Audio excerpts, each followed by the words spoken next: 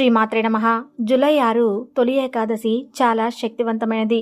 మీ ఇంట్లో ఇలా పూజ చేసుకుంటే అఖండ రాజయోగం వరిస్తుంది. తెలుగు పంచాంగం ప్రకారం ప్రతి సంవత్సరం ఆషాఢ మాసంలో వచ్చే ఏకాదశిని తొలి ఏకాదశి అని అంటారు. హిందువులు తొలి ఏకాదశి చాలా శక్తివంతమైనదిగా భావిస్తారు.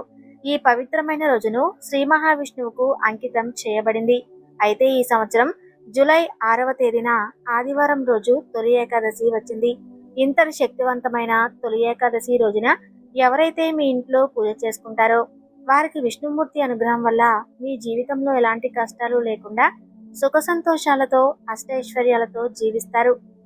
తొలి ఏకాదశి రోజున విష్ణుదేవుడు స్వరూపమైన వెంకటేశ్వర స్వామిని పూజించడం వల్ల మీరు కోరుకున్న కోరికలు అన్నీ ఖచ్చితంగా నెల రోజులలోనే నెరవేరుతాయి అని పండితులు చెబుతున్నారు. కాబట్టి ఈ పవిత్రమైన తొలి ఏకాదశి రోజున ఇంట్లో